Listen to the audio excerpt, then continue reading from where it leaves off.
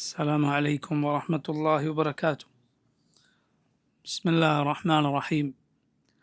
الحمد لله رب العالمين، وأشهد أن لا إله إلا الله وحده لا شريك له، وأشهد أن محمدا عبده ورسوله صلى الله وسلم عليه وعلى آله وأصحابه أجمعين. أما بعد، فاللهم اغفر لنا ذنبنا كله، دقه وجله وأوله وآخره وعلانيته وسره. اللهم انفعنا بما علمتنا وعلمنا ما ينفعنا وزدنا علما. اللهم إنا نعوذ برضاك من سخطك وبمعافاتك من عقوبتك، ونعوذ بك منك لا نحصي ثناء عليك أنت كما أثنيت على نفسك. اللهم احفظنا بحفظك وارحمنا برحمتك وأنت أرحم الراحمين. ثم أما بعد. സഹോദരങ്ങളെ, ഷെയ്ഖുൽ ഇസ്ലാം ഇബ്ൻ തൈമിയ റഹിമഹുല്ലാഹ് അദ്ദേഹത്തിൻ്റെ അൽ-അഖീദത്തുൽ വാസിത്തിയ്യയിൽ ഷെയ്ഖുൽ ഇസ്ലാം എടുത്തുദ്ധരിച്ച സൂറത്തു യൂസുഫിലെ ആയത്താണ് നമ്മൾ അവസാനം വിശദീകരിച്ചത്. ഫല്ലാഹു ഖൈറുൻ ഹാഫിള വഹുവ അർഹമുർ റാഹിമീൻ. ഫല്ലാഹു ഖൈറുൻ ഹാഫിള, അള്ളാഹു അവനാണ് ഏറ്റവും നന്നായി സംരക്ഷിക്കുന്നവൻ. വഹുവ അർഹമുർ റാഹിമീൻ, അവനാണ് റഹ്മത്ത് ചൊരിയുന്നവരിൽ, കരുണ ചെയ്യുന്നവരിൽ ഏറ്റവും കരുണ ചൊരിയുന്നവൻ. ഈ ആയത്തിൽ ആദ്യത്തെ ഭാഗം അഥവാ അള്ളാഹുവിൻ്റെ ഹെഫ്ള് അഥവാ അവൻ്റെ സംരക്ഷണം എന്ന റബ്ബിൻ്റെ വിശേഷണത്തെക്കുറിച്ചാണ് നമുക്ക് ഇന്ന് വിശദീകരിക്കാനുള്ളത്. ഈ ആയത്തിൻ്റെ രണ്ടാമത്തെ ഭാഗത്ത് പറഞ്ഞ അള്ളാഹുവിൻ്റെ റഹ്മത്ത് എന്ന വിശേഷണത്തെക്കുറിച്ച് നമ്മൾ കഴിഞ്ഞ ദർസിൽ അൽഹംദുലില്ലാഹ് വിശദീകരിക്കുകയും മനസ്സിലാക്കുകയും ചെയ്തു. വബില്ലാഹി തൗഫീഖ്. ഫല്ലാഹു ഖൈറുൻ ഹാഫിള, എന്നാൽ അള്ളാഹുവാണ് ഏറ്റവും നന്നായി സംരക്ഷിക്കുന്നവൻ. അള്ളാഹു റബ്ബുൽ ആലമീൻ അവൻ ഹഫീദും ഹാഫിദുമാണ്. രണ്ടും അവൻ്റെ ഹെഫ്ളിനെ സൂചിപ്പിക്കുന്ന അവൻ്റെ പേരുകളാണ്. ഹഫീദ് അതുപോലെ അൽ ഹാഫിദ്. നബി സല്ലല്ലാഹു അലൈഹി വസല്ലം ബിൻ അബ്ബാസ് റളിയല്ലാഹു അൻഹുവിനോട് പറഞ്ഞ പ്രസിദ്ധമായ ഹദീസ് മിക്കവാറും നിങ്ങൾ കേട്ടിരിക്കും. യാ ഗുലാം ഇന്നി ഉഅല്ലിമുക കലിമാത്ത് ഇഹ്ഫദില്ലാഹ് യഹ്ഫദ്ക് ഇഹ്ഫദില്ലാഹ് തജിദ്ഹു തുജാഹക്. മോനെ, ഞാൻ നിനക്ക് ചില കാര്യങ്ങൾ പഠിപ്പിച്ചു തരാം. ഇഹ്ഫദില്ലാഹ്, നീ അള്ളാഹുവിനെ സൂക്ഷിക്കുക.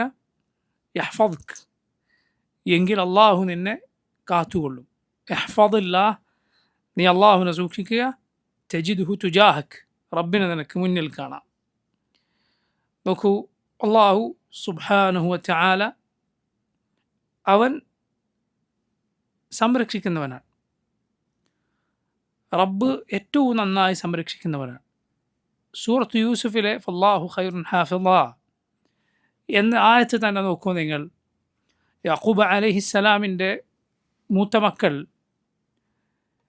യൂസുഫ് അലൈഹിസ്സലാമിനെ കൊണ്ടുപോയതുപോലെ അടുത്ത അനുജൻ ബിനിയാമിനെ തങ്ങളുടെ കൂടെ അയക്കാൻ ആവശ്യപ്പെട്ടപ്പോൾ ഉപ്പയോട് പറഞ്ഞു, ഞങ്ങൾ അവനെ സംരക്ഷിച്ചോളാം. വഇന്നാ ലഹു ഹാഫിദൂൻ.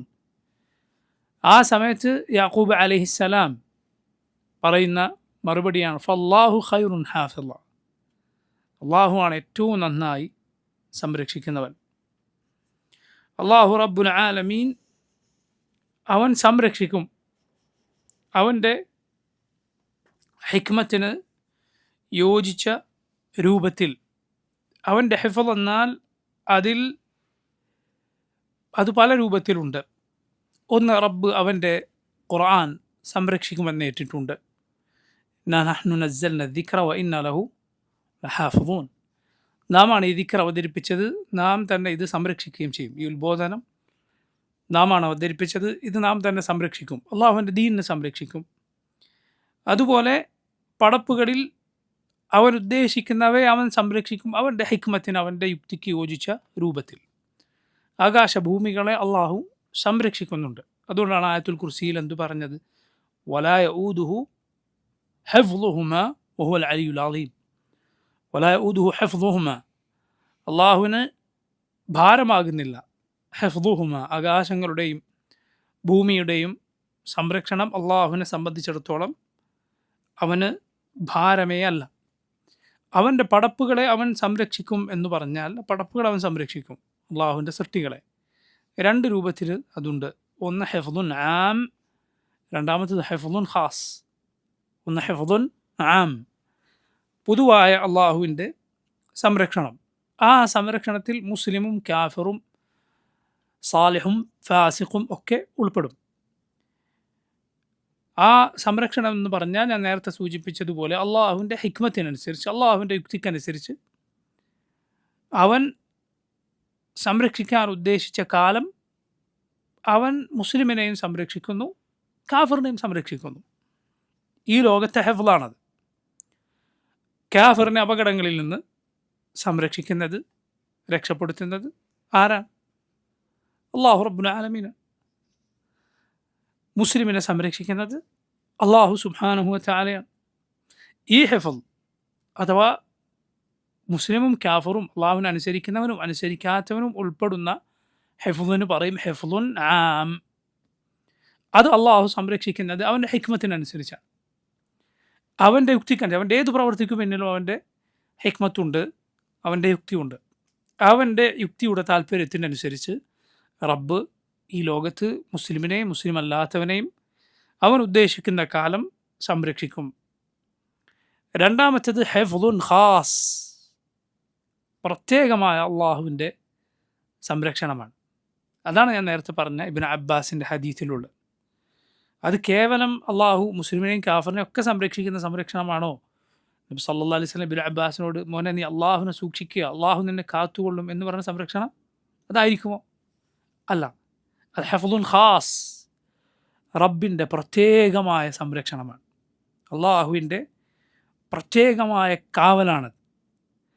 ആ കാവൽ അവൻ മുസ്ലിമിൻ്റെ ദുനിയവിയായ കാര്യങ്ങളെ, അവൻ്റെ ശരീരത്തെ, അവൻ്റെ ആരോഗ്യത്തെ, അവൻ്റെ സമ്പത്തിനെ, അവൻ്റെ മക്കളെ ഒക്കെ സംരക്ഷിക്കും. അതിലുപരി അള്ളാഹുവിൻ്റെ സംരക്ഷണം ഏത് കാര്യത്തിലാണ്? ഒരു മുസ്ലിമിൻ്റെ ദീനിലുള്ള സംരക്ഷണമാണ്. ദീൻ അള്ളാഹു സംരക്ഷിക്കുക, അള്ളാഹു ഒരുവൻ്റെ ദീൻ സംരക്ഷിക്കുക. അതാണ് ശരീരവും ആരോഗ്യവും സമ്പത്തും മക്കളും ഒക്കെ അള്ളാഹു സംരക്ഷിച്ച് നഷ്ടപ്പെട്ടു പോകാതെ അപകടത്തിൽപ്പെടാതെ കാക്കുന്നതിനേക്കാൾ വലുതാണ്, ഏറ്റവും വലിയ ഹിഫ്ള് അതാണ്. അതിനേക്കാളൊക്കെ വിലപ്പെട്ട ഹിഫ്ള് അതാണ്. നിൻ്റെ ആരോഗ്യം, നിൻ്റെ മക്കൾ, നിൻ്റെ സമ്പത്ത്, നിൻ്റെ വാഹനം, നിൻ്റെ അഭിമാനം, രക്തം, നിൻ്റെ ശരീരം, ഇതെല്ലാം അള്ളാഹു സംരക്ഷിക്കണം. പ്രത്യേകമായ സംരക്ഷണം അള്ളാഹുവിൻ്റെ വലിയ നിഅമത്താണത്. നമ്മൾ ആഗ്രഹിക്കുകയും അതിനുവേണ്ടി ദുആ ചെയ്യുകയും വേണം. പക്ഷെ അതിനുമപ്പുറം അതിനേക്കാൾ വലുത് എന്ത് സംരക്ഷണമാണ്? നിൻ്റെ ദീൻ അള്ളാഹു സംരക്ഷിക്കുക എന്നതാണ്. നിൻ്റെ ദീൻ കുഫ്റിലേക്കോ ബിദ്അത്തിലേക്കോ ദലാലത്തിലേക്കോ ശിർക്കിലേക്കോ തിന്മകളിലേക്കോ വൃത്തികേടിലേക്കോ പോകാതെ അള്ളാഹു നിൻ്റെ ദീനും ഈമാനും തൗഹീദും ഒക്കെ സംരക്ഷിച്ചു വെക്കുക. അതാണ് ഏറ്റവും വലുത്. അതിനോളം വലിയ ഹിഫ്ള് മറ്റൊന്നുമില്ല. അതാണ് ഏറ്റവും പ്രധാനപ്പെട്ടത്. ഇതാണ് ഹിഫ്ളുൻ ഖാസ്. ഹിഫ്ളുൻ ആം, ഹിഫ്ളുൻ ഖാസ്, രണ്ട് ഉണ്ട്. ഹിഫ്ളുൻ ആമിൽ മുസ്ലിമും കാഫിറും ഒക്കെ പെട്ടു. അള്ളാഹു അവൻ ഉദ്ദേശിക്കുന്നവർ അവൻ്റെ യുക്തിക്ക് യോജിച്ച രൂപത്തിൽ അവൻ സംരക്ഷിക്കും, അവൻ ഉദ്ദേശിക്കുന്ന കാലം. ഹിഫ്ളുൻ ഖാസ്, അള്ളാഹുവിൻ്റെ നല്ലവരായ അടിമകളെ അള്ളാഹു പ്രത്യേകമായി സംരക്ഷിക്കുന്നതാണ്. ഇതിൽ രണ്ട് ഇനമുണ്ട്. ഒന്ന്, അവരുടെ ദുനിയാവ് അള്ളാഹു സംരക്ഷിക്കുക. രണ്ട്, അവരുടെ ദീൻ അള്ളാഹു സംരക്ഷിക്കുക. അതാണ് ഏറ്റവും വലുത്. പ്രിയ സഹോദരങ്ങളെ, അള്ളാഹുവിനെ സൂക്ഷിക്കുക എന്നത് റബ്ബ് സുബ്ഹാനഹു വ തആല ദീൻ കൂടുതൽ സംരക്ഷിച്ച് നിർത്താൻ കാരണമാകുന്നതാണ്. അതുപോലെ നിൻ്റെ ശരീരവും അള്ളാഹു സംരക്ഷിച്ച് നിർത്താൻ കാരണമാകുന്നതാണ്. സലഫുകൾ, മുൻഗാമികളിൽ പലരും വളരെ പ്രായം ചെന്നിട്ടും അവരുടെ കണ്ണും കാതും അതുപോലുള്ളതുമൊക്കെ പ്രയാസങ്ങളൊന്നും കൂടാതെ അങ്ങനെ ഇരിക്കുന്നത്, അതേക്കുറിച്ച് ചിലർ ചോദിച്ചു. അവരുടെ അവയവങ്ങൾക്കൊന്നും അതിൻ്റെ ഉപയോഗമൊന്നും നഷ്ടപ്പെടാതെ പ്രായമേറിയിട്ടും ലഭിച്ചതിനെക്കുറിച്ച് ചോദിച്ചു. അപ്പോൾ അവർ പറഞ്ഞു, ഹഫദ്നാഹ ലില്ലാഹി ഫി സിഗരിന ഫഹഫളഹ അല്ലാഹു ലനാ ഫി കിബരിന. ഞങ്ങളുടെ ചെറിയ പ്രായത്തിൽ ഇതൊക്കെ അള്ളാഹുവിന് വേണ്ടി ഞങ്ങൾ സൂക്ഷിക്കുമായിരുന്നു. അപ്പോൾ പ്രായമേറിയപ്പോൾ അള്ളാഹു നമുക്ക് വേണ്ടി ഇതൊക്കെ കാത്തു തന്നു എന്ന് സലഫുകൾ മുൻഗാമികൾ പറഞ്ഞത് കാണാം. അള്ളാഹു റബ്ബുൽ ആലമീൻ നിൻ്റെ ഹവാസ്, നിൻ്റെ ഖുവ്വ, നിൻ്റെ ശക്തി, കണ്ണും കാതും ഇതൊക്കെ മരണം വരെ സംരക്ഷിച്ച് നിർത്തുക എന്ന് അള്ളാഹുവിൻ്റെ ഹിഫ്ളിൽപ്പെട്ടതാണ്, അള്ളാഹുവിൻ്റെ കാവലിൽപ്പെട്ടതാണ്. നബി സല്ലല്ലാഹു അലൈഹി വസല്ലമയുടെ ദുആയിൽ നമുക്ക് കാണാം, അല്ലാഹുമ്മ മത്തിഅനാ ബിഅസ്മാഇനാ വഅബ്സാറിനാ വഖുവ്വതിനാ മാ അഹ്യൈതനാ വജ്അൽഹുൽ വാരിസ മിന്നാ.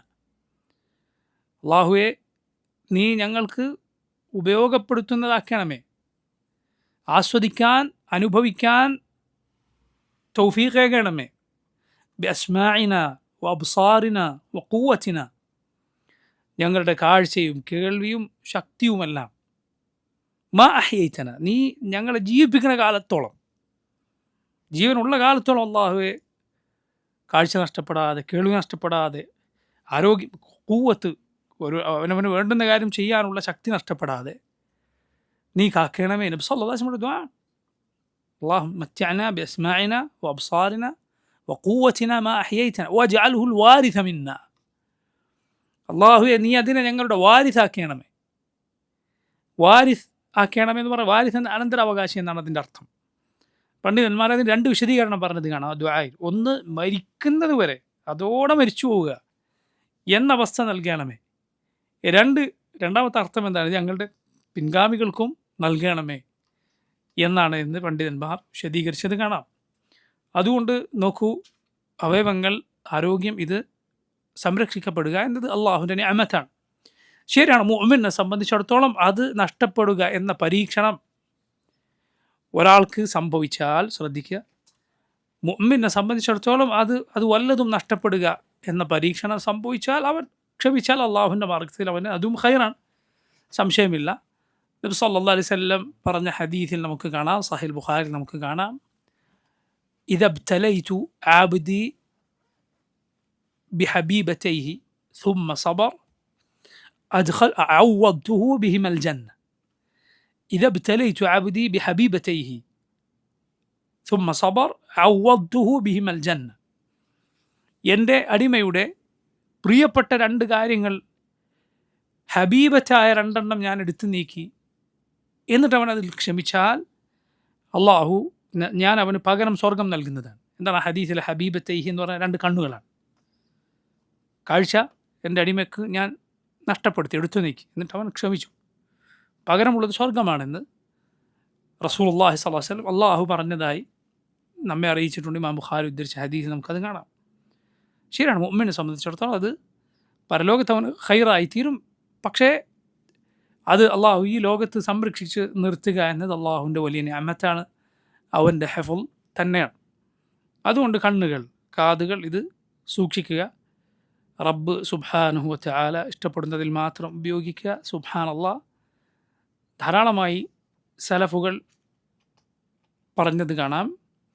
റബ്ബ് കണ്ണ്, കാത്, അതുപോലെ കൽബ്, പ്രായം ചെന്നാൽ ബുദ്ധി നഷ്ടപ്പെടാതെ, പ്രായം ചെന്നാൽ ചില ആളുകൾക്കുണ്ട് അത്തുംപിത്തും എന്ന് പറയാറുണ്ടല്ലോ, ആ അവസ്ഥയിലേക്ക് ആയിപ്പോകാതെ അള്ളാഹു റബ്ബുൽ ആലമീൻ സംരക്ഷിക്കാനുള്ള വളരെ വളരെ പ്രധാനപ്പെട്ട വഴികളിലൊന്നാണ്, കാരണങ്ങളിലൊന്നാണ് ഖുർആനുമായി നീ നിരന്തരമായ ബന്ധം സ്ഥാപിക്കുക, ഖുർആൻ മനഃപ്പാഠമാക്കുക.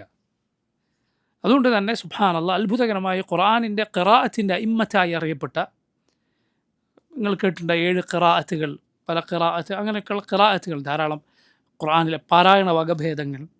അതിൽ ഇമാമുമാരായി അറിയപ്പെട്ട, ഖുർആൻ അത്ര ആഴത്തിൽ വിജ്ഞാനമുള്ളവരായിരുന്നു അവരിൽ ബഹുഭൂരിപക്ഷവും സുബ്ഹാനല്ലാഹ് മുഅമ്മറുകളായിരുന്നു. മുഅമ്മറുകൾ എന്ന് പറഞ്ഞാൽ ദീർഘകാലം ജീവിച്ചവരായിരുന്നു. സാധാരണ ആയുസിനേക്കാൾ വലിയ ആയുസിൽ ജീവിച്ച ആളുകളായിരുന്നു. അത്ഭുതകരമായ അള്ളാഹു സുബ്ഹാനഹു വ തആല അങ്ങനെ സംരക്ഷിച്ചേക്കാം. നബി സല്ലല്ലാഹു അലൈഹി വസല്ലം അതുപോലെ ഹറമിൽ നിന്ന് അള്ളാഹുവിനോട് കാവൽ തേടിയിരുന്നു. മിൻ അഊദു ബിക മിനൽ ഹറം, അതുപോലെ മിൻ അർദലിൽ ഉമർ, അതൊക്കെ എന്താണ്? അത് അതിവാർദ്ധക്യമാണ്.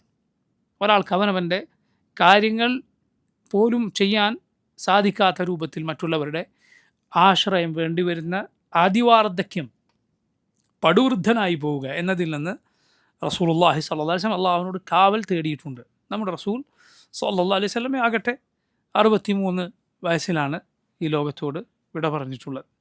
സ്വല്ലല്ലാഹു അലൈഹി വസല്ലം 63 വയസ്സിൽ സ്വല്ലല്ലാഹു അലൈഹി വസല്ലമയുടെ മുടിയിൽ നിന്നോ താടിയിൽ നിന്നോ വിരലിലെണ്ണാവുന്ന അത്രയല്ലാതെ വളരെ ചുരുങ്ങിയ അളവിലല്ലാതെ രോമങ്ങൾ നരക്കുക പോലും ചെയ്തിട്ടില്ലായിരുന്നു അല്ലാഹുവിൻ്റെ റസൂൽ സ്വല്ലല്ലാഹു അലൈഹി വസല്ലം. ആ പ്രായത്തിൽ വഫാത്തായി. നബി സല്ലല്ലാഹു അലൈഹി വസല്ലം വഫാത്താകുന്നതിന് ഏതാനും ദിവസങ്ങൾ മുമ്പ് മാത്രമാണ് റസൂലുള്ളാഹി സ്വല്ലല്ലാഹു അലൈഹി വസല്ലമക്ക് പനി ബാധിച്ചത്.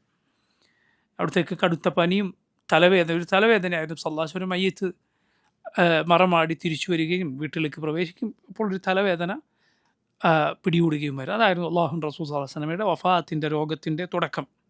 അത് പിന്നെ കൂടുകയും പനി വരികയും അങ്ങനെയാണ് നമ്മുടെ റസൂൽ സ്വല്ലല്ലാഹു അലൈഹി വസല്ലം വഫാത്തായിട്ടുള്ളത്.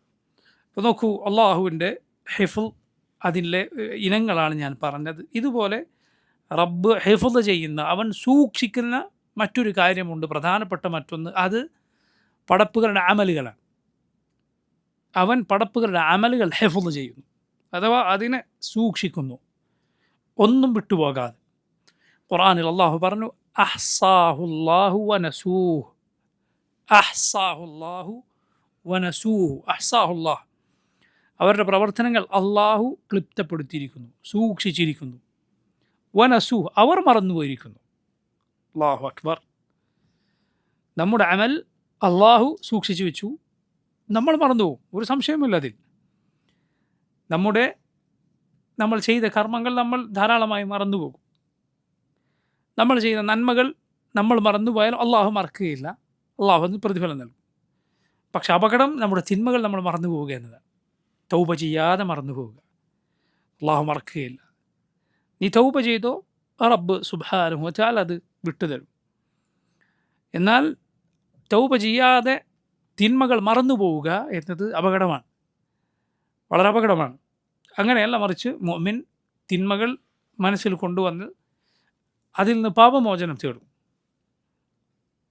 അങ്ങനെ പാപമോചനം തേടുമ്പോൾ അവൻ പിന്നെ അവൻ്റെ മനസ്സിൽ ഓർക്കുക എന്താണ്? അല്ലാഹു സുബ്ഹാനഹു വ തആലയുടെ ഫദ്ലാണ്, അള്ളാഹുവിൻ്റെ ഔദാര്യവും അവൻ്റെ റഹ്മത്തുമാണ്. തൗബ ചെയ്യുമ്പോൾ അവൻ അതാണ് ഓർക്കുക. തൗബ ചെയ്യുമ്പോൾ അള്ളാഹുവിൻ്റെ കറം, അവൻ്റെ ഉദാരതയും അവൻ പുറത്തു തരും എന്ന കാര്യമാണ് ഒരു മുഅ്മിൻ ഓർക്കേണ്ടത്. അതല്ലാതെ തൗബ ചെയ്യുമ്പോൾ നീ തിന്മയുടെ വലിപ്പത്തെക്കുറിച്ചല്ല ഓർക്കേണ്ടത്, അള്ളാഹുവിൻ്റെ ഔദാര്യത്തിൻ്റെ, അവൻ്റെ റഹ്മത്തിൻ്റെ വലിപ്പമാണ് ഓർക്കേണ്ടത്.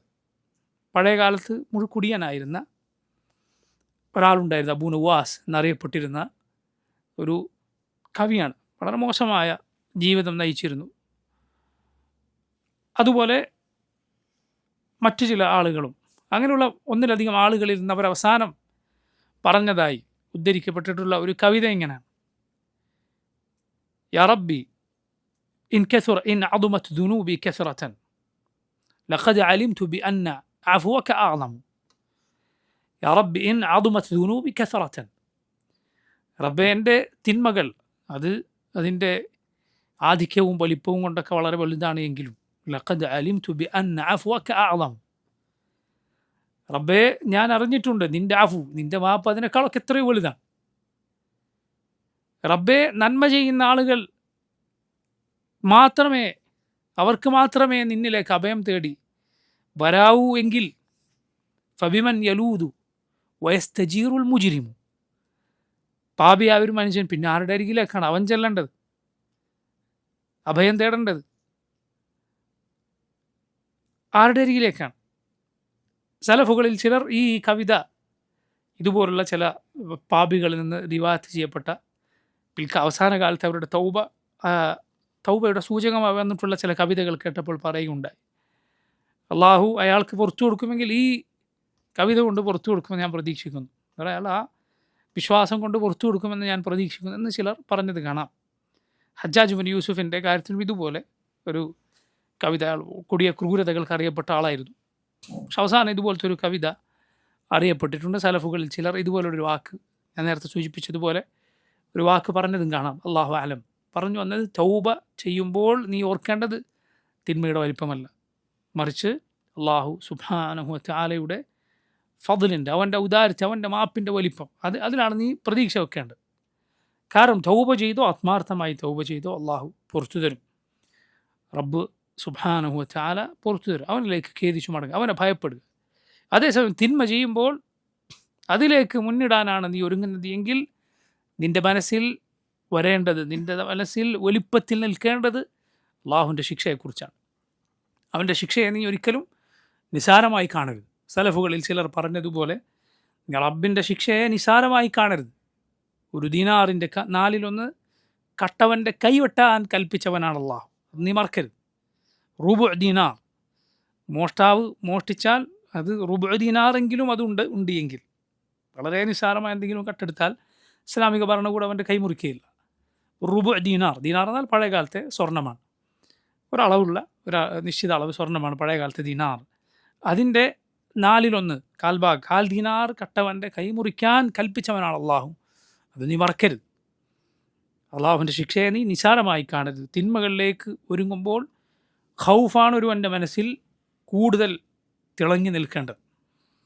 അതേസമയം നീ ഇപ്പം തൗബ ചെയ്യുകയാണോ, നീ അള്ളാഹുവിൻ്റെ റഹ്മത്തിനെ കുറിച്ച് ധാരാളമായി ഓർക്കുക. നോക്കൂ, റബ്ബിൻ്റെ ഹിഫ്ള്, അള്ളാഹുവിൻ്റെ സംരക്ഷണം, അത് ഒരാൾ പഠിച്ചാൽ പ്രധാനമായും നോക്കൂ 4 കാര്യങ്ങൾ അയാളുടെ മനസ്സിൽ, 4 ഗുണങ്ങളുണ്ടാകുമെന്നാണ്. ഒന്ന്, അള്ളാഹുവിനോടുള്ള മഹബ്ബ, റബ്ബിനോടുള്ള സ്നേഹം. കാരണം അള്ളാഹു സംരക്ഷിക്കുന്നവനാണ്. അവൻ്റെ ഹിഫ്ള്, അവൻ്റെ കാവൽ, അവൻ അത് നൽകുന്നവനാണ്. അള്ളാഹു ഹഫീദാണ്, അവൻ ഹാഫിദാണ്. അത് റബ്ബിനോടുള്ള സ്നേഹമുണ്ടാക്കും. അള്ളാഹുവിൻ്റെ ഏതേത് വിശേഷണങ്ങൾ അറിഞ്ഞാലും നിനക്ക് റബ്ബിനെക്കുറിച്ച് സ്നേഹമുണ്ടാകും എന്നതുപോലെ. 2, അള്ളാഹുവിൽ തവക്കുലാക്കാൻ അത് നിന്നെ സഹായിക്കും. അള്ളാഹുവാണ് രക്ഷിക്കുന്നവൻ, അവനാണ് സംരക്ഷിക്കുന്നത്. അവൻ്റെ സംരക്ഷണമാണ് ഏറ്റവും വലുത്. അള്ളാഹു ഖൈറുൻ ഹാഫിള. 3, അള്ളാഹുവിനെ കുറിച്ചുള്ള ഭയം നിനക്കുണ്ടാകും. എങ്ങനെ? റബ്ബ് നിൻ്റെ അമലുകൾ ഒന്നും ഒഴിയാതെ സൂക്ഷിക്കുന്നവനാണ്. അതോർത്താൽ റബ്ബിനെ കുറിച്ചുള്ള ഭയം നിൻ്റെ മനസ്സിൽ ഉണ്ടാകേണ്ടതാണ്. 4, തഹ്ഖീഖു തൗഹീദ്, തൗഹീദ് പൂർത്തീകരിക്കുക, സാക്ഷാത്കരിക്കുക. ശിർക്കിൽ നിന്ന് ബഹുദൂരം നീ അകന്നു നിൽക്കുക എന്നതിലേക്ക് ഇത് നിന്നെ കൊണ്ടെത്തിക്കും. കാരണം നിൻ്റെ ഹിഫ്ള് അള്ളാഹുവിൻ്റെ കയ്യിലാണ്. അത് മൺമറഞ്ഞ് കിടക്കുന്ന ആളുകളുടെ കയ്യിലല്ല, ഒരു പടപ്പിൻ്റെയും കയ്യിലല്ല. നീയൊന്ന് ഊതിയാൽ പാറിപ്പോകുന്ന ഒരു ചരടിനെങ്ങനെയാണ് നിൻ്റെ കാവൽ ഏറ്റെടുക്കാൻ കഴിയുക? അല്ലേ? പല ആളുകളും അവരുടെ കയ്യിലും അരയിലും കഴുത്തിലുമൊക്കെ കെട്ടിയ ചരടുകളിലും ഉറുക്കുകളിലും തകിടുകളിലും ഏലസുകളിലുമെല്ലാം അതിലാണ് തൻ്റെ സംരക്ഷണം എന്ന് വിചാരിച്ചിരിക്കുന്നു. അവനതൊന്ന് വലിച്ചാൽ അത് പൊട്ടും, ഊതിയാൽ അത് പാറിപ്പോകും. ഈ ചരട് നിന്നെ സംരക്ഷിക്കുമെന്ന് വിശ്വസിച്ചാൽ സുബ്ഹാനല്ലാഹ്, എങ്ങനെയാണ് ഒരു മുസ്ലിമിന് ഇത് യോജിക്കുക? ഒരു മുസ്ലിമിന് യോജിക്കുന്നതല്ല. മുസ്ലിമീങ്ങളല്ലാത്ത കുഫാറുകളുടെ കൈകളിൽ, അവരുടെ കഴുത്തിലൊക്കെ നിനക്ക് എണ്ണിയാൽ എണ്ണം തെറ്റിപ്പോകുന്ന രൂപത്തിൽ ചരടുകൾ കാണാം. അത് അത്ഭുതമില്ല, അവരതിലാണ് വിശ്വസിക്കുന്നത്. പക്ഷെ ഒരു മുസ്ലിമിൻ്റെ കഴുത്തിലും കയ്യിലും ഒക്കെ ഇത് കാണുക എന്നത് ലാ ഇലാഹ ഇല്ലല്ലാഹ്, എത്ര ഖേദകരമായ കാര്യമാണ്. ഒരു മുസ്ലിം എങ്ങനെയാണ് ഇതിൽ തവക്കുലാക്കുക? അങ്ങനെയുള്ള സകല ഷിർക്കിൻ്റെ അടയാളങ്ങളിൽ നിന്നും ഷിർക്കൻ പ്രവർത്തികളിൽ നിന്നും വിട്ടു നിൽക്കാൻ, തൗഹീദിൽ അടിയുറച്ച് നിൽക്കാൻ നിനക്കിത് ഈ വിശ്വാസം നിന്നെ സഹായിക്കണം. അല്ലാഹു ഖൈറുൻ ഹാഫിള, അള്ളാഹുവാണ് ഏറ്റവും നല്ല സംരക്ഷിക്കുന്നവൻ. അവൻ്റെ കയ്യിലാണ് നിൻ്റെ സംരക്ഷണം. അള്ളാഹുവിൻ്റെ നബിമാരെല്ലാം നോക്കൂ, ഈ വിശ്വാസം അടിയുറച്ചവരായിരുന്നു. അള്ളാഹുവാണ് ഹഫീദ്. യഖൂബ് അലൈഹിസ്സലാം പറഞ്ഞതുപോലെ അല്ലാഹു ഖൈറുൻ ഹാഫിള, അള്ളാഹുവാണ് ഏറ്റവും നന്നായി സംരക്ഷിക്കുന്നവൻ. നബി സല്ലല്ലാഹു അലൈഹി വസല്ലം എത്ര ചെറിയ കുട്ടിക്കാണത് പറഞ്ഞു കൊടുക്കുന്നത്?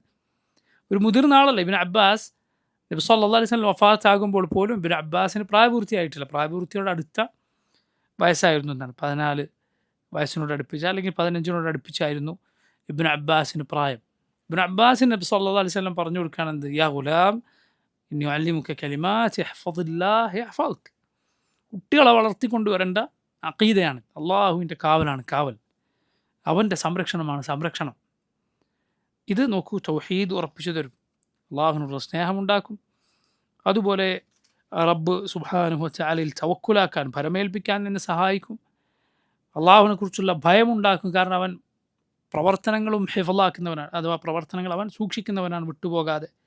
4, തൗഹീദ് പൂർത്തീകരിക്കാനും അതുപോലെ ശിർക്കിൽ നിന്ന് പരമാവധി മാറി നിൽക്കാനും ഇത് നിന്നെ സഹായിക്കും.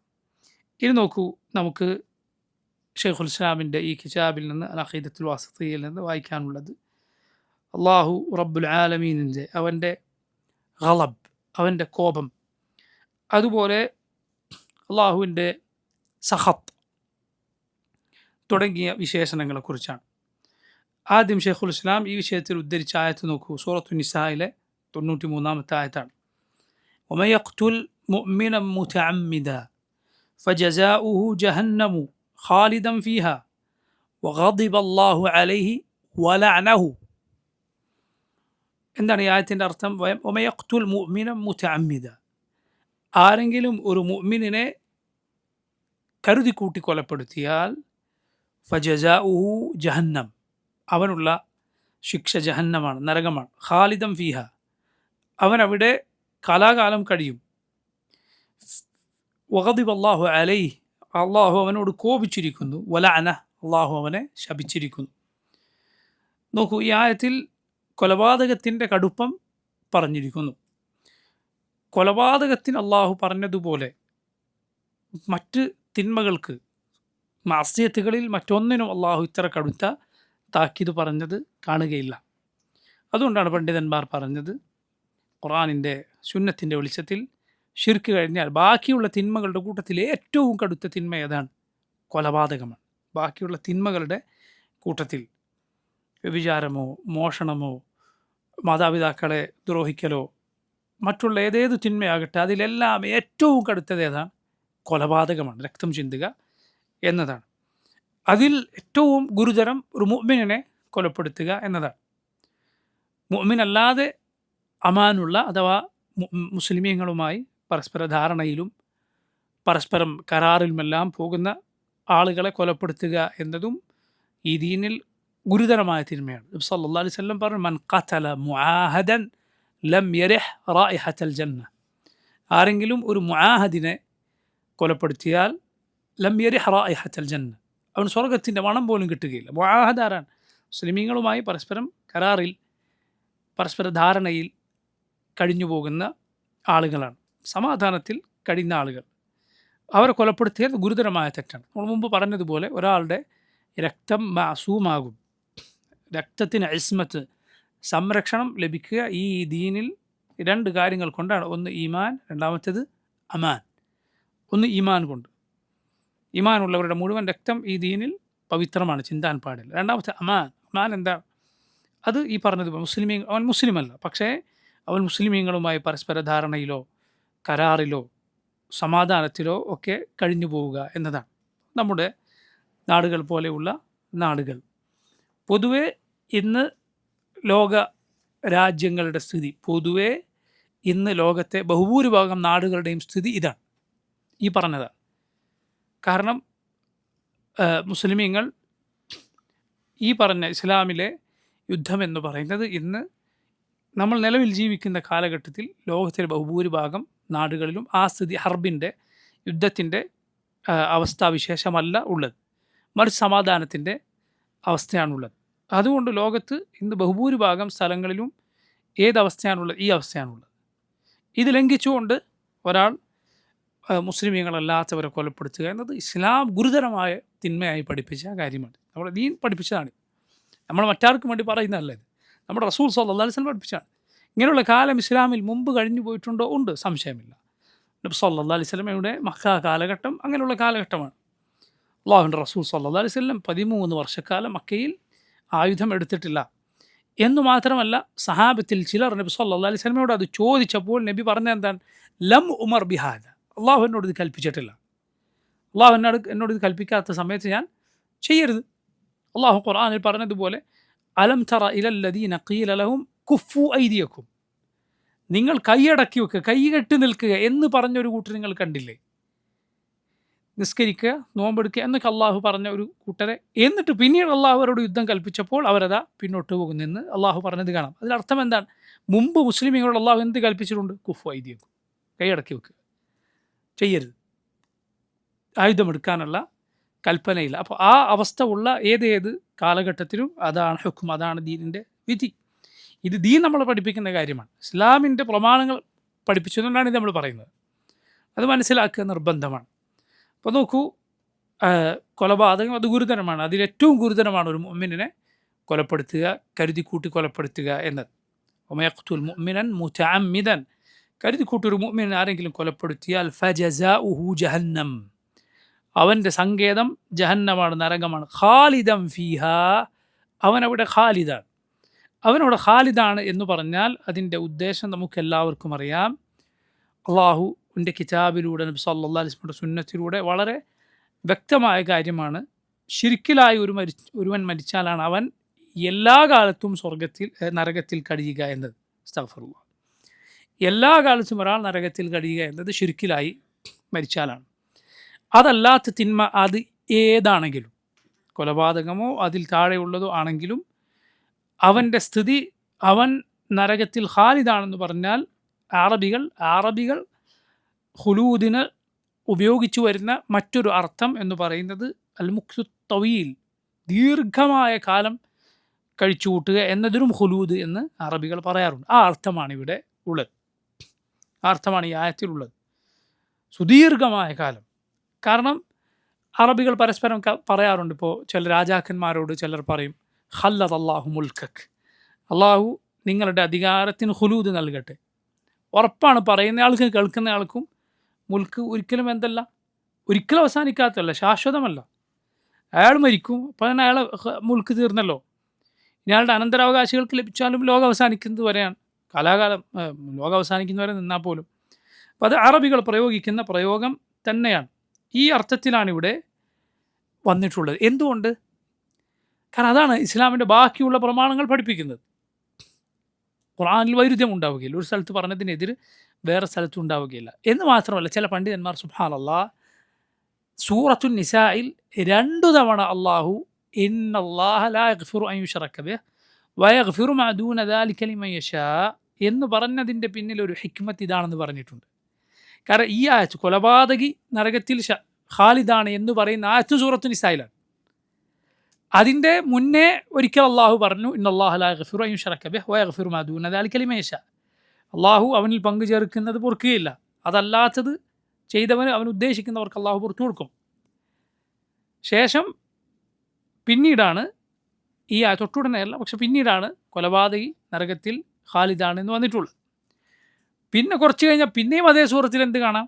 ഇന്നല്ലാഹ ലാ യഗ്ഫിറു അൻ യുശ്റക ബിഹി, അള്ളാഹു അവനിൽ പങ്കു ചേർക്കുന്നത് പൊറുക്കുകയില്ല. വയഗ്ഫിറു മാ ദൂന ദാലിക ലിമൻ യശാ, അതല്ലാത്തത് ചെയ്യുന്നവർക്ക്, അവൻ ഉദ്ദേശിക്കുന്നവർക്ക് അള്ളാഹു പുറത്തു കൊടുക്കും. 2 തവണ. രണ്ടിനുമിടയിൽ ഈ ആയത്തും 2 തവണ സൂറത്തു നിസായിൽ പറഞ്ഞതിൻ്റെ പിന്നിലെ ഹൈക്മത്ത് ഇതാണെന്ന് പണ്ഡിതന്മാരിൽ ചിലർ പറഞ്ഞത് കാണാം. ഇപ്പോൾ കൊലപാതകമാകട്ടെ ഏത് തിന്മയാകട്ടെ അത് ശിർക്കിന് താഴെയുള്ള തിന്മകൾ ചെയ്ത് അതിലായി മരിച്ചവൻ തഹ്ത മശീഅത്തില്ലാഹ്, അതാണ് ഇസ്ലാമിൻ്റെ വിശ്വാസം. അവർ അള്ളാഹുവിൻ്റെ ഉദ്ദേശത്തിന് കീഴിലാണ്. ഒന്നുകിൽ അള്ളാഹു അവന് നേരെ പുറത്തു കൊടുത്തേക്കും, അതല്ല എങ്കിൽ അള്ളാഹു സുബ്ഹാനഹു വതആല അവനെ ശിക്ഷിച്ചതിനു ശേഷം അവനെ ഒടുവിൽ സ്വർഗത്തിൽ പ്രവേശിപ്പിക്കും. കൊലപാതകം അതിൽ ശിക്ഷ കിട്ടാൻ ഏറ്റവും യോജിച്ച, ദീർഘകാലം നരകത്തിൽ വസിക്കേണ്ടി വരുന്ന കൊടിയ തിന്മകളിൽപ്പെട്ടതാണ്. ആ കൊലപാതകം ഒരാൾ ഹലാലാണെന്ന് വിശ്വസിച്ചാണ് ചെയ്തതെങ്കിലോ അവൻ കാഫറാണ്, യാതൊരു സംശയവുമില്ല. മനസ്സിലായില്ലേ? മുസ്ലിമിൻ്റെ രക്തം ചിന്തുക ഹലാലാണെന്ന് ഒരുത്തം വിശ്വസിച്ചാലോ എന്താണ് അവൻ്റെ വിധി? കാഫിറാണ്, ഇതിൽ യാതൊരു സംശയവുമില്ല. ഇസ്തിഹ്ലാലുദ്ദം, ഹറാമായ രക്തം ഒരുവൻ ഹലാലാണെന്ന് പറഞ്ഞാൽ, പവിത്രമായ രക്തം അല്ല ചിന്തുക എനിക്ക് അനുവദനീയമാണെന്ന് പറഞ്ഞാൽ അതോടൊപ്പം ഇസ്ലാമെന്ന് പുറത്തു, യാതൊരു സംശയവും കാഫിറായി തീർന്നു. അതുപോലെ തന്നെയാണ് സുബ്ഹാനല്ലാഹ് ഹറാമായ രക്തത്തിൻ്റെ കാര്യം മാത്രമല്ല, ഹറാമായ ഫർജ്, അനുവദനീയമല്ലാത്ത ലൈംഗിക ബന്ധം, ഒരാൾ ഹലാലാണെന്ന് പറയാം, എന്താ അവൻ്റെ സ്ഥിതി? ഇസ്ലാം പുറത്തു. ഉദാഹരണത്തിന് ഒരു മുസ്ലിമിനെ സംബന്ധിച്ചിടത്തോളം ഒരു മുശ്രിക്കത്തിനെ വിവാഹം ചെയ്യുക എന്നത് അവന് പാടില്ല. നേരെ തിരിച്ചും ഇത് ഹലാലാണ് എന്നൊരാൾ വാദിച്ചാലോ ഇസ്ലാം പുറത്താണ്, ഇസ്ലാം പുറത്തു പോകും. ഇന്ന് പലരും സുബ്ഹാനല്ലാഹ് ഇതിലകപ്പെട്ടിരിക്കുന്നു. ശരിയാണ്, ദീൻ വിവരമില്ലാത്ത ആളുകൾക്ക് അത് ബോധ്യപ്പെടുത്തേണ്ടതുണ്ട് ആദ്യം. അതല്ല എങ്കിൽ ഈ കാര്യം വളരെ ഗുരുതരമായ കാര്യമാണ്. വിവാഹബന്ധം ഒരു മുശ്രിക്കത്തുമായി ഒരു മുസ്ലിമിന് ആകാമെന്നൊരാൾ വിശ്വസിക്കുക എന്നത് ഇസ്ലാം പുറത്തു പോകുന്ന കാര്യമാണ്. നേരെ തിരിച്ചിട്ടും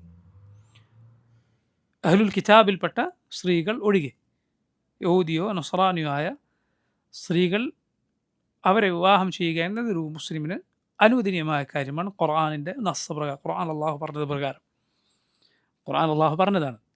വിവാഹമാണത് മറ്റു മോശമായ ബന്ധമോ മറ്റോ ഒന്നുമല്ല. അത് തന്നെ പുരുഷനാണ് അനുവദനീയമാകുക, സ്ത്രീക്കല്ല. മുസ്ലിമായ പുരുഷനാണത് അനുവദനീയമാവുക, അഹ്ലുൽ കിതാബിൽപ്പെട്ട സ്ത്രീകളെ വിവാഹം ചെയ്യുക എന്ന്. അതേസമയം ഒരു മുസ്ലിമായ സ്ത്രീക്ക് മുസ്ലിമല്ലാത്ത അഹ്ലുൽ കിതാബിൽപ്പെട്ടവരോ അതല്ലാത്തവരിൽപ്പെട്ടവരോ ആയ ഒരു പുരുഷനെയും വിവാഹം ചെയ്യുക എന്നത് പാടില്ല. ആ വിവാഹം ഇസ്ലാമിൽ സാധുവല്ല. അള്ളാഹു നിശ്ചയിച്ച, അവൻ അവതരിപ്പിച്ച നിയമമാണിത്. അള്ളാഹു അവതരിപ്പിച്ച നിയമത്തിൽ വിശ്വസിക്കുന്നവരാണ് മുസ്ലിമീങ്ങൾ. മുസ്ലിമീങ്ങൾക്ക് അതിൻ്റെ പിന്നിലുള്ള ഹിക്മത്ത്, യുക്തി ബോധ്യപ്പെട്ടാലും ഇല്ലെങ്കിലും, കാരണം അവരുടെ റബ്ബ് ഏറ്റവും ഹക്കീമാണെന്ന് അവർ വിശ്വസിക്കുന്നു. അവരുടെ റബ്ബ് ഏറ്റവും ഹിക്മത്തുള്ളവനാണെന്ന് മുസ്ലിമീങ്ങൾ ഉറച്ച് വിശ്വസിക്കുക. അതാണ് ആദ്യത്തെ മറുപടി. അതിൻ്റെ പിന്നിലുള്ള ന്യായങ്ങളും അതിൻ്റെ പിന്നിലുള്ള കാരണങ്ങളും ഒക്കെ ചർച്ച ചെയ്യുന്നതിന് മുമ്പ് ഏറ്റവും സിമ്പിളായ മറുപടി ഇതാണ്: അള്ളാഹു കൽപ്പിച്ചു, അള്ളാഹു വിലക്കി, അള്ളാഹു അനുവദിച്ചു, അള്ളാഹു അനുവദിച്ചില്ല, ഖലാസ്. മുഅ്മിനെ സംബന്ധിച്ചിടത്തോളം അത് മാത്രമേ വേണ്ടതുള്ളൂ. ഇന്നമാ കാന ഖൗലൽ മുഅ്മിനീന ഇദാ ദുഊ ഇലല്ലാഹി വറസൂലിഹി ലിയഹ്കുമ ബൈനഹും അൻ യഖൂലു സമിഅനാ വഅതഅനാ വഉലൈക ഹുമുൽ മുഫ്ലിഹൂൻ. മുഅ്മിനീങ്ങളായ ആളുകളുടെ വാക്ക് അള്ളാഹുലേക്കും അവൻ്റെ റസൂലിലേക്കും വിളിക്കപ്പെട്ടാൽ, ലിയഹ്കുമ ബൈനഹും, അവർക്കിടയിൽ വിധി പറയാൻ വിളിക്കപ്പെട്ടാൽ, അൻ യഖൂലു സമിഅനാ വഅതഅനാ, ഞങ്ങൾ കേട്ടു, ഞങ്ങൾ അനുസരിച്ചു എന്ന് പറയുക മാത്രമാണ്. വഉലൈക ഹുമുൽ മുഫ്ലിഹൂൻ, അവരാണ് വിജയികൾ. നിനക്ക് വിജയിക്കണോ? അള്ളാഹു ഒരു കാര്യം പറഞ്ഞാൽ, റസൂൽ സ്വല്ലല്ലാഹു അലൈഹി വസല്ലം ഒരു കാര്യം പറഞ്ഞാൽ, അള്ളാഹുവിൻ്റെ വാക്ക്, നബി സ്വല്ലല്ലാഹു അലൈഹി വസല്ലമയുടെ വാക്ക് കേട്ടാൽ നീ മനസ്സിൽ പറയുക, സമിഅ്തു വഅതഅ്തു, കേട്ടു, ഞാൻ അനുസരിച്ചു, ഞാൻ കേട്ടു, ഞാൻ വിശ്വസിച്ചു. അള്ളാഹുവിങ്കൽ നിൻ്റെ ഒരുപാട് വലിയ വലിയ പാപങ്ങൾ അള്ളാഹു പുറത്തു തരാൻ. അടിസ്ഥാന നിയമം ഇതാണ്. അള്ളാഹു നിൻ്റെ ഒരുപാട് തിന്മകൾ പുറത്തു തരാൻ, അള്ളാഹു നിൻ്റെ ഒരുപാട് ദർജകൾ ഏറ്റി തരാൻ അല്ല, മുഹമ്മദ് സ്വല്ലല്ലാഹു അലൈഹി വസല്ലമയുടെ കൂടെ, നബിമാരുടെ കൂടെ സ്വർഗത്തിൽ വസിക്കാൻ, ഉന്നതമായ സ്വർഗത്തിലെ പദവികൾ നേടിയെടുക്കാൻ കാരണമാകുന്ന വിശ്വാസമാണ്. മറക്കരുത്. സ്വർഗത്തിലെ ഉന്നതമായ പദവികളെക്കുറിച്ച് നബി സല്ലല്ലാഹു അലൈഹി വസല്ലം ഒരിക്കൽ പറഞ്ഞു. അപ്പോൾ സഹാബത്ത് ചോദിച്ചു, അത് നബിമാരുടെ പദവിയായിരിക്കും? നബി സല്ലല്ലാഹു അലൈഹി വസല്ലം പറഞ്ഞു, അള്ളാഹുവിൽ വിശ്വസിച്ച നബിമാരെ സത്യപ്പെടുത്തിയ ആളുകളുടെ പദവിയാണ്. എന്താണ് പറഞ്ഞത്? അള്ളാഹുവിൽ വിശ്വസിച്ച അവൻ്റെ നബിമാരെ സത്യപ്പെടുത്തിയവരുടെ പദവിയാണ്. പക്ഷെ അത് ഒരാൾ മനസ്സിലാക്കണം. നിൻ്റെ ഈമാൻ, അള്ളാഹുവിനുള്ള പ്രതിഫലം, അള്ളാഹു ഒരു കാര്യം പറഞ്ഞാൽ ഞാനത് വിശ്വസിച്ചിരിക്കുന്നു, സല്ലല്ലാഹു അലൈഹി വസല്ലം പറഞ്ഞാൽ ഞാനത് വിശ്വസിച്ചിരിക്കുന്നു, അതിന് വലിയ പ്രതിഫലമുണ്ടെന്ന് സഹോദരൻ നീ മനസ്സിലാക്കുക. വലിയ ആശ്വാസം ഒരു മുഅ്മിനിന് തരുന്ന വിശ്വാസമാണ്. അള്ളാഹുവിൽ വലിയ വിലയുണ്ടതിന്. ആളുകൾക്കതിന് വില ഉണ്ടാവുകയില്ല. കാരണം അവരെ സംബന്ധിച്ചിടത്തോളം റസൂൽ സല്ലല്ലാഹു അലൈഹി വസല്ലമയുടെ വാക്ക് കേട്ടാൽ പോലും സംശയത്തിൽ എന്താ അങ്ങനെ എന്ന് പറഞ്ഞ് അതിൻ്റെ ശരിതെറ്റുകളെക്കുറിച്ച് ആലോചിക്കാൻ മെനക്കെടുന്ന, ഹൃദയത്തിൽ ഈമാൻ പ്രവേശിച്ചിട്ടില്ലാത്ത എത്രയോ ആളുകൾ നമുക്ക് ചുറ്റുമുണ്ട്. ഹുദൈഫ റളിയല്ലാഹു അൻഹുവിനോട് പണ്ടൊരാൾ പറഞ്ഞു,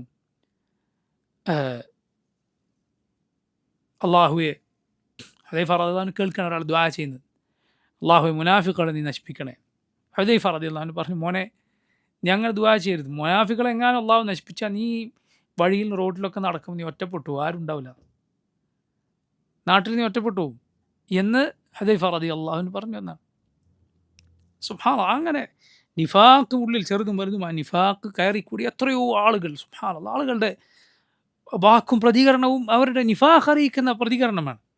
മുഹമ്മദ് സല്ലല്ലാഹു അലൈഹി വസല്ലം പറഞ്ഞു എന്ന് പറയാൻ അവൻ വിശ്വസിക്കാൻ, അവൻ പഠിച്ച ശാസ്ത്രമോ അവൻ വായിച്ചു വെച്ച അല്ലെങ്കിൽ അവൻ്റെ മനസ്സിൽ കടന്നുകൂടിയ ഒരുപാട് തത്വശാസ്ത്രങ്ങളും ചിന്താഗതികളും അവനെ സമ്മതിക്കുന്നില്ല.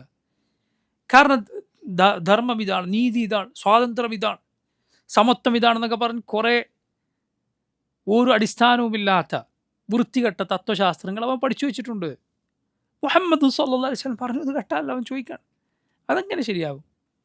പിന്നെ ഏതാണ് ശരിയാവുക? നീ പഠിച്ചു വെച്ചതോ? അള്ളാഹുവിൻ്റെ വഹി ശരിയാകുമോ എന്നാണ് ചോദിക്കുന്നത്.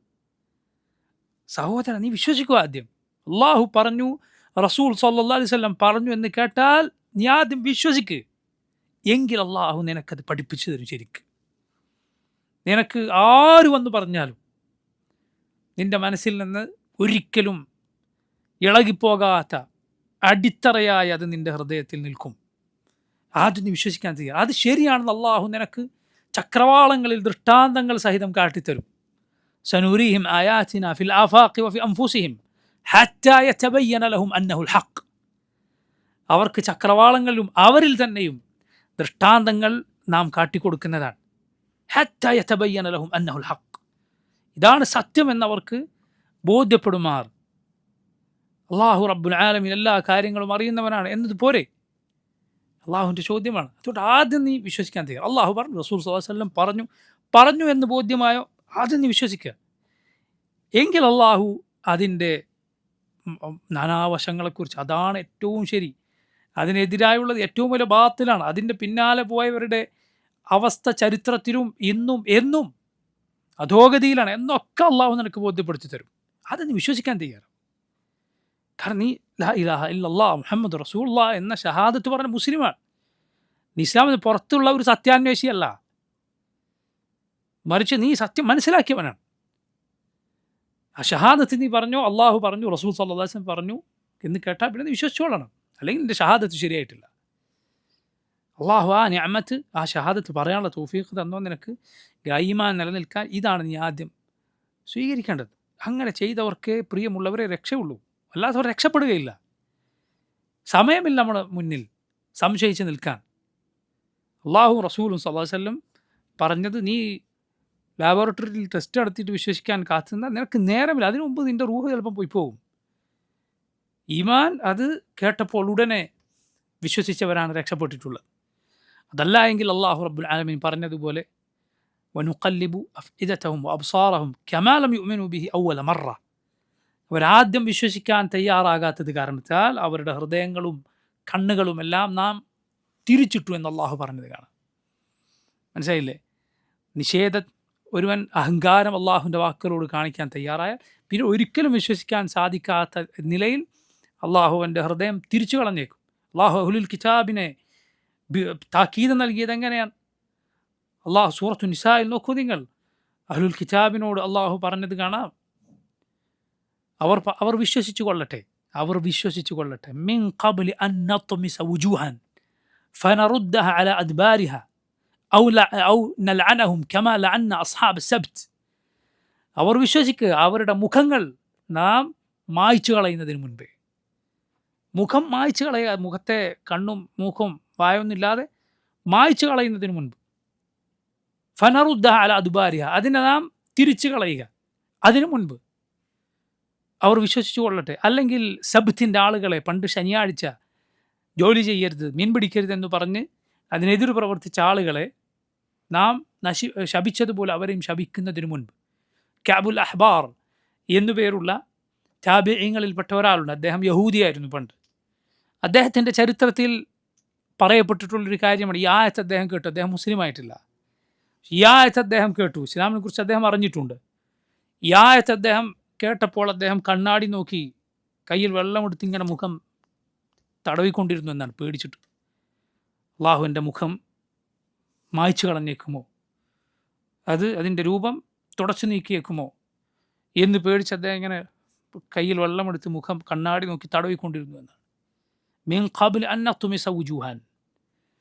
അള്ളാഹുവിൽ വിശ്വസിക്കാതിരിക്കുക, അള്ളാഹുവിൻ്റെ ആയത്തുകൾ എത്തിയിട്ട് അതിനെ തള്ളിക്കളയുക നിസ്സാരമായ കാര്യമല്ല. നബി സല്ലല്ലാഹു അലൈഹി വസല്ലം ഹദീസുകൾ തള്ളിക്കളയുക, യുക്തിക്കനുസരിച്ച് അതിനെ വ്യാഖ്യാനിക്കാൻ നിൽക്കുക, നിസ്സാരമായ കാര്യമല്ല അതൊന്നും. കുഫറാണ് ആ പ്രവൃത്തി. അങ്ങനെയുള്ള വിശ്വാസം പേറുന്ന ആളുകൾ കൊടിയ ബിദ്അത്തിലാണ് അകപ്പെട്ടിട്ടുള്ളത്. കുഫറിൻ്റെ തലക്കലാണ് അവരുള്ളത്. നേരിയ ഒരു മറയല്ലാതെ അവർക്കും കുഫറിനും ഇടയിലില്ല. സല്ലല്ലാഹു അലൈഹി വസല്ലമയുടെ വാക്കാണ് അവന് എല്ലാ നിലക്കും ബോധ്യപ്പെട്ടിട്ടും തള്ളിക്കളയുക എന്നത് സുബ്ഹാനല്ലാഹ് തീർത്തും കുഫറാണ്, സാരമായ കാര്യമല്ല. അതുകൊണ്ട് വളരെ ശ്രദ്ധിക്കുക. അള്ളാഹു പറഞ്ഞാൽ അത് റസൂൽ സല്ലല്ലാഹു അലൈഹി വസല്ലം പറഞ്ഞാൽ ഉടനെ വിശ്വസിക്കുക. നോക്കൂ നിങ്ങൾ, അള്ളാഹു റബ്ബുൽ ആലമീൻ ഈ ആയത്തിൽ പറഞ്ഞു കൊലപാതകിക്കുള്ളത് നരകമാണ്, അവനവിടെ ഖാലിദാണ്. അതിൻ്റെ ഉദ്ദേശം നമ്മൾ പറഞ്ഞു.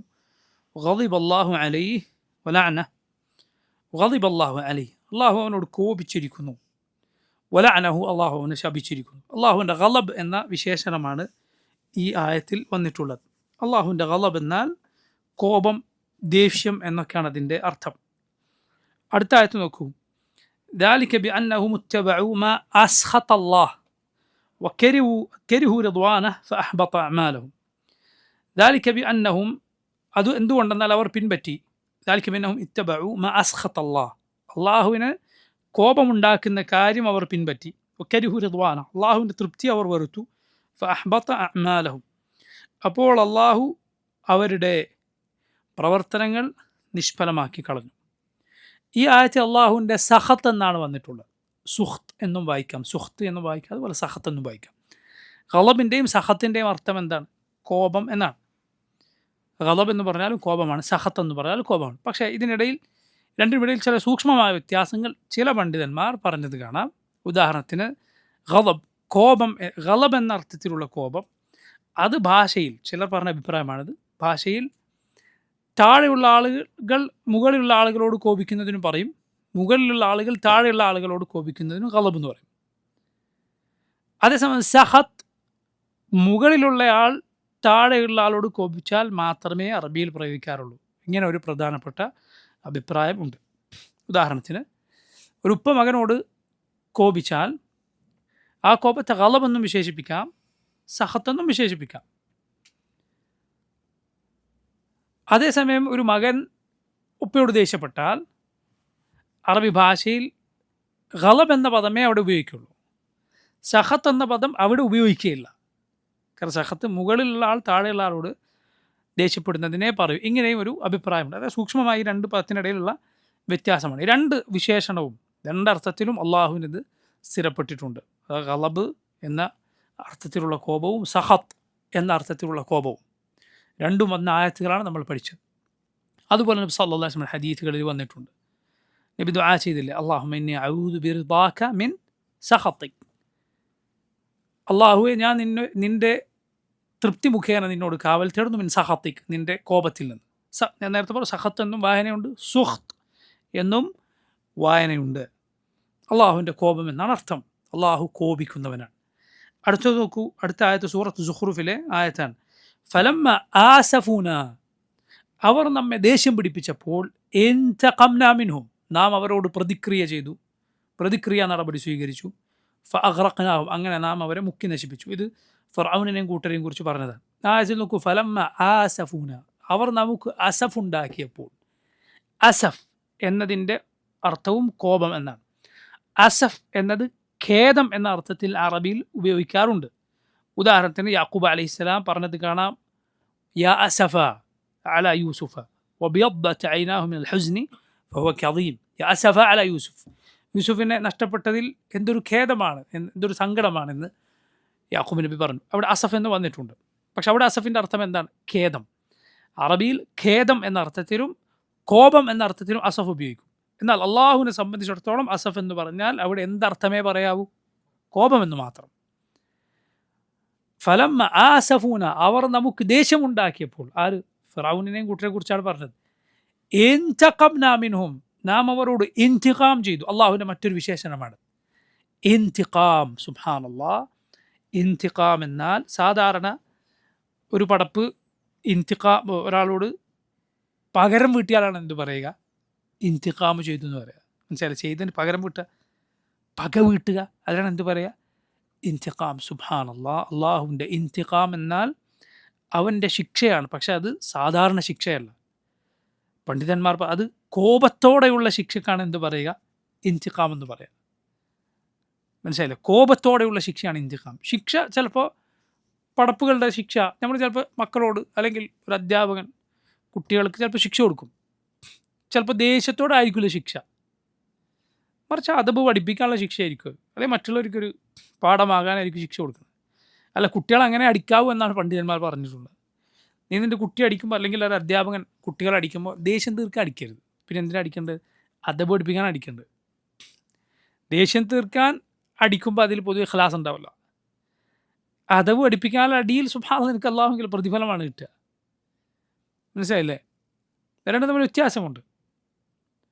ദേഷ്യം തീർക്കാൻ അടിച്ചാൽ പലപ്പോൾ ആളുകൾക്ക് പതറിപ്പോവുക, കൈതെറ്റി പോവുക. പാടില്ല. അടി കുട്ടികളെയോ അല്ലെങ്കിൽ വിദ്യാർത്ഥികളെയോ ശിക്ഷിക്കേണ്ടി വന്നാൽ എന്നത് ശ്രദ്ധിക്കുക. ശിക്ഷ ഒരിക്കലും ആദ്യത്തെ അടിക്കുക എന്നത് ആദ്യത്തെ നന്നാക്കാനുള്ള പടിയായി സ്വീകരിക്കരുത്. നല്ലതല്ല. അതാദ്യം സ്വീകരിക്കേണ്ട രീതിയല്ല. എന്നാൽ വേണ്ടി വന്നാൽ അത് ചെയ്യുമ്പോൾ ശ്രദ്ധിക്കണം. ഒന്ന് ഗളബോടെ ആകരുത് എന്നാണ്. മറിച്ച് അദബ് പഠിപ്പിക്കാനായിരിക്കണം. അതല്ലെങ്കിൽ നിനക്കത് ഇഷ്ടപ്പെട്ടില്ല എന്ന് അറിയിക്കാനായിരിക്കണം. അതുപോലെ മുബർരിഹ് ആകരുത്. മുബർരിഹ് എന്ന് പറഞ്ഞാൽ പരിക്ക് ഏൽപ്പിക്കാൻ പാടില്ല. അതുപോലെ മുഹീനാകരുത്, അപമാനിക്കാൻ പാടില്ല. മുബർരിഹ് എന്ന് പറഞ്ഞാൽ പരിക്കേൽപ്പിക്കാൻ അടിയാകരുത്. എല്ല് പൊട്ടുകയോ മുറിവ് വരികയോ ചെയ്യരുത്. അതുകൊണ്ടാണ് മുഖത്തടിക്കരുത് എന്ന് പറയുന്നത്. കാരണം മുഖത്തടിക്കുക എന്നത് മനുഷ്യൻ്റെ ഹവാസിൽ, അവൻ്റെ പഞ്ചേന്ദ്രിയങ്ങളിൽ ഭൂരിഭാഗം ഇവിടെയുള്ള മുഖത്താണ്. കണ്ണും മൂക്കും വായും ഒക്കെ മുഖത്താണ്. ചെവിയും ഭൂരിഭാഗം പഞ്ചേന്ദ്രിയങ്ങൾ, അഥവാ ഒരാൾ കാണുക, കേൾക്കുക, മണക്കുക, രുചിക്കുക, സ്പർശിച്ചറിയുക, ഇതാണല്ലോ പഞ്ചേന്ദ്രിയങ്ങളുടെ ജോലി. അതിൽ ഭൂരിഭാഗം ഇവിടെയുള്ളത് മുഖത്താണുള്ളത്. ഇതിന് കേടുവന്നേക്കും മുഖത്തടിച്ചാൽ. പിന്നെയോ എന്തെങ്കിലും അടയാളം പറ്റിയാൽ ആളുകൾക്കൊക്കെ കാണാൻ പറ്റുമത്. എന്തെങ്കിലും അടയാളം വന്നാൽ ആളുകളൊക്കെ കാണും. ഇതൊക്കെ കൊണ്ട് മുഖത്ത് അടിക്കാൻ സുബ്ഹാനല്ലാഹ്, ഇസ്ലാമിൽ യുദ്ധമുഖത്ത് പോലും എന്ത് ചെയ്യരുത്? മുഖത്ത് പരികൽപ്പിക്കാൻ പാടില്ല. ചിത്രവധം നടത്തുക എന്നത് ഇസ്ലാമിൽ പാടില്ല. മുസ്ലിമീങ്ങളുടെ ഒരാൾ ഇങ്ങോട്ട് അത് ചെയ്തിട്ടുണ്ടെങ്കിൽ അല്ലാതെ ഇസ്ലാമികമായ ഒരു ഭരണകൂടത്തിന് കീഴിൽ യുദ്ധത്തിൽ പോലും പാടില്ലാത്ത കാര്യമാണ്. കാരണം മനുഷ്യൻ്റെ മുഖമെന്ന് പറഞ്ഞാൽ അല്ലാഹു സുബ്ഹാനഹു വ തആല പ്രത്യേകത നൽകിയ, അവൻ ആദരവ് നൽകിയ ഒരു അവയവമാണ്. അതുപോലെ മുഹീന, അപമാനിക്കരുത്. അപമാനിക്കാതെ എന്താ? ആളുകളുടെ മുന്നിൽ അപമാനിക്കുന്ന രൂപത്തിൽ. അതുപോലെ ചെരുപ്പോടെ അടിക്കുക, ഇതൊക്കെ ഒരാളെ അപമാനിക്കലാണ്. ചെരുപ്പെടുത്ത് അടിക്കാൻ പറഞ്ഞ ഒരാളെ അപമാനിക്കുക, ചെയ്യാൻ പാടില്ല.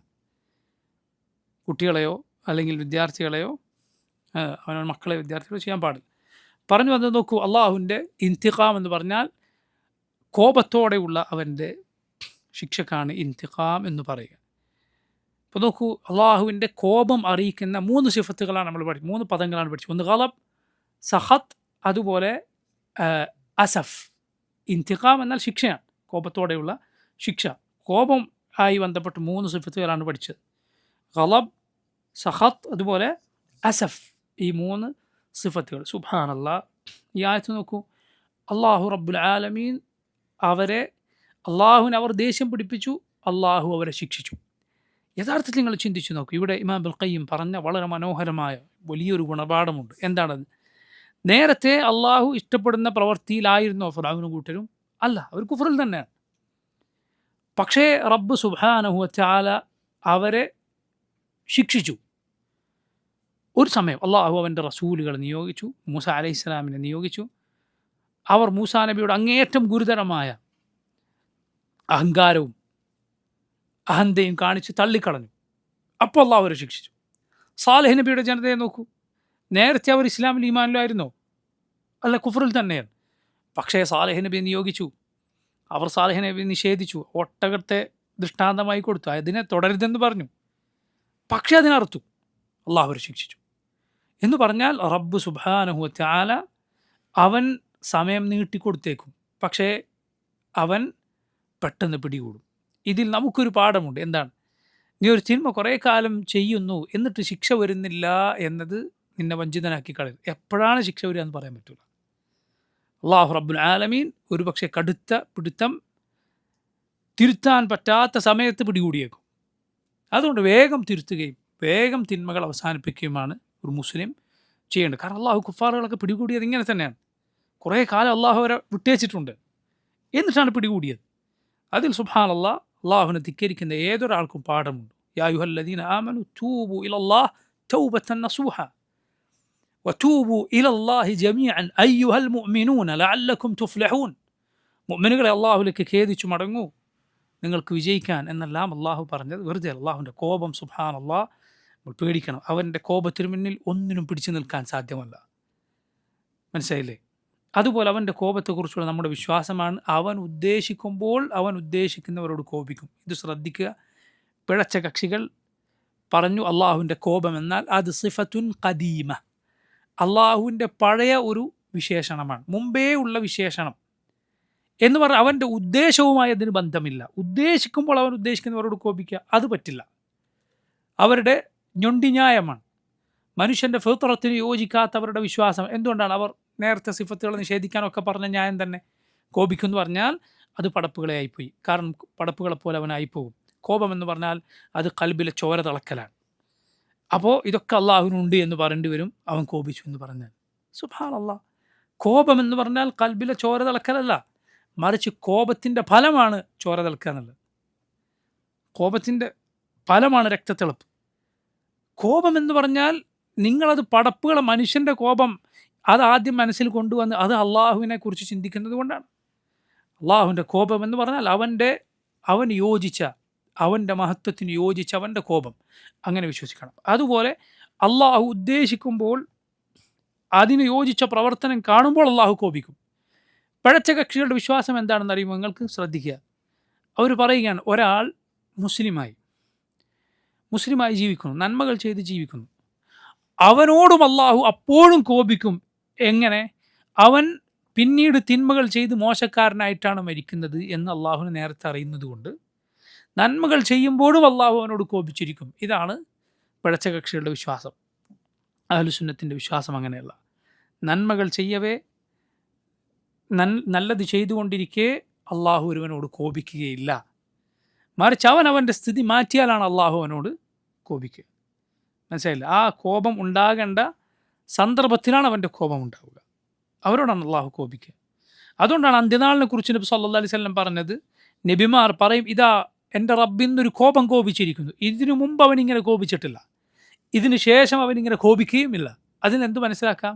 അള്ളാഹുവിൻ്റെ കോപം എപ്പോഴും ഒരുപോലെയല്ല, മറിച്ച് അവൻ്റെ ഉദ്ദേശത്തിനനുസരിച്ച് അവൻ ചിലരോട് കോപിക്കും, അവരുടെ പ്രവർത്തനങ്ങൾ കാരണത്താൽ. അവന് കോപമുണ്ടാക്കുന്ന കാര്യങ്ങൾ അവർ ചെയ്താൽ, ഫറഔനിൻ്റെ കൂട്ടരെയും കുറിച്ച് പറഞ്ഞ ആയത്ത് നോക്കൂ നിങ്ങൾ, ഫലമ്മ ആസഫൂന ഇൻതഖംനാ മിൻഹും, അവർ നമുക്ക് കോപമുണ്ടാക്കിയപ്പോൾ നാം അവരെ ശിക്ഷിച്ചു. കോപത്തോടെയുള്ള ശിക്ഷ. ഈ വിശ്വാസം നമ്മുടെ വിശ്വാസത്തിൽ വളരെ പ്രധാനപ്പെട്ടതാണ്. പിഴച്ച കക്ഷികളുടെ വിശ്വാസം നമ്മൾ വേർതിരിച്ച് മനസ്സിലാക്കണം. ഖുർആനിൻ്റെയും സുന്നത്തിൻ്റെയും അടിസ്ഥാനത്തിൽ അള്ളാഹുവിനെയും അവൻ്റെ സിഫത്തുകളെയും നമ്മൾ മനസ്സിലാക്കണം. അല്ലാഹു തആല അഅലം. സല്ലല്ലാഹു വസല്ലമ വബാറക അലാ അബ്ദിഹി വറസൂലിഹി നബിയിനാ മുഹമ്മദിൻ വആലിഹി വസഹ്ബിഹി അജ്മഈൻ. അസ്സലാമു അലൈക്കും വറഹ്മത്തുള്ളാഹി വബറകാതുഹു.